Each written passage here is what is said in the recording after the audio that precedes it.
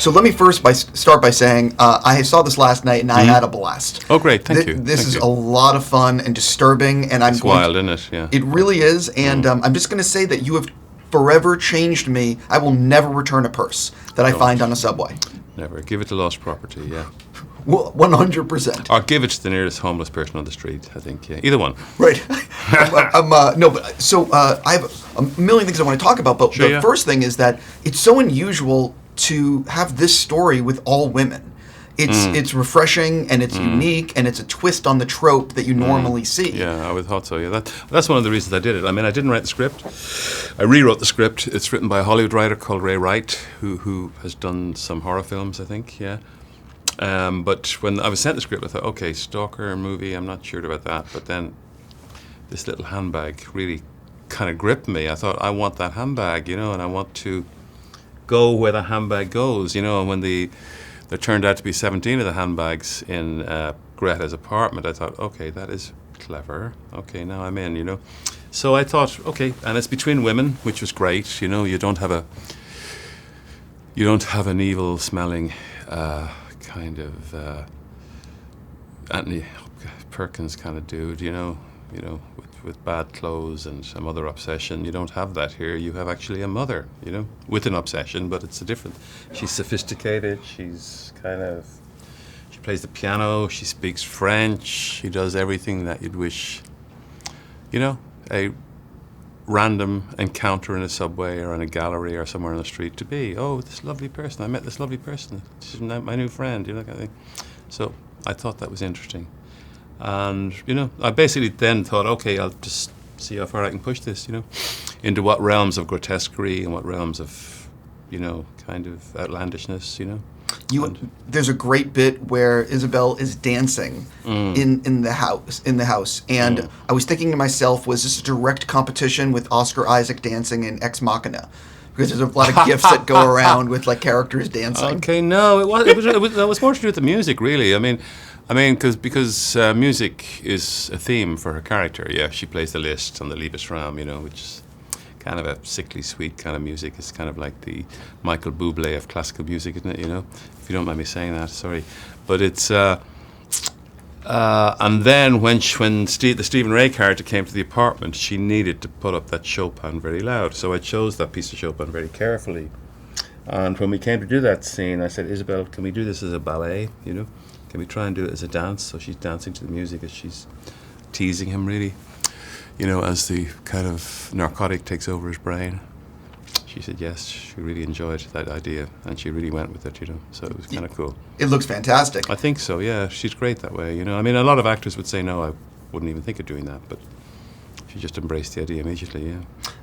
Ultimately, the editing process is the final rewrite. What did you learn in the editing room and from any friends and family screenings that impacted the finished film? Well, I didn't have any friends and family screenings.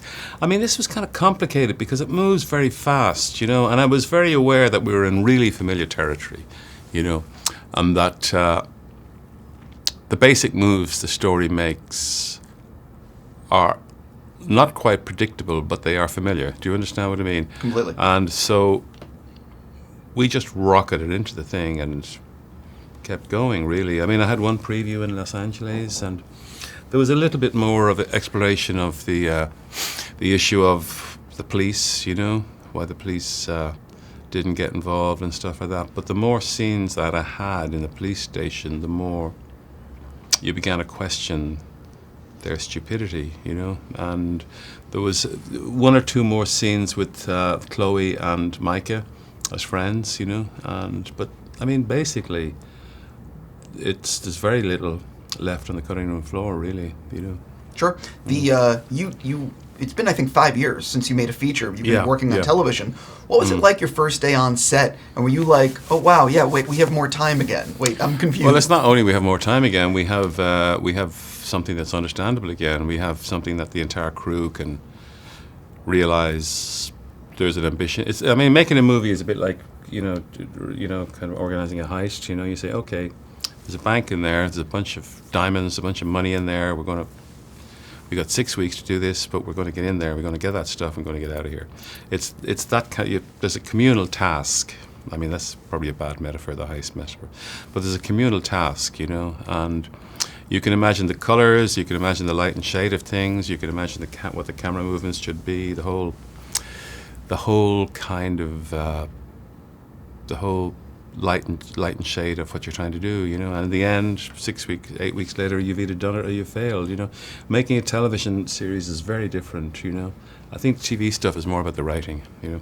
Completely. My last thing for you, I really enjoyed the collaboration with Seamus for the cinematography and the look of the film. Yeah. Can you sort of talk about his collaboration and how you wanted the film to look in the different parts? Well, I mean, the film starts almost like it could be a heartwarming thriller of two people who are dying of cancer or something. You know, it's maybe the friendship, and they get the dog, and she'd find out that Isabelle has got leukemia or some strange disease, and you know, that kind of movie. It starts almost like that kind of film. It definitely starts realistically.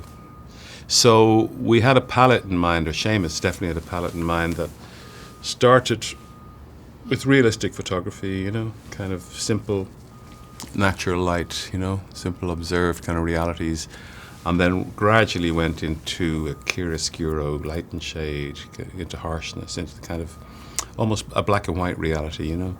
A movie that was a big reference point for me and for Seamus was a film by the unmentionable Roman Polanski. Nobody likes to talk about Roman anymore, but anyway, he made a movie called Repulsion many years ago in London, and that was almost similar to this. The entire thing happened in an apartment, you know. So that's what we went for.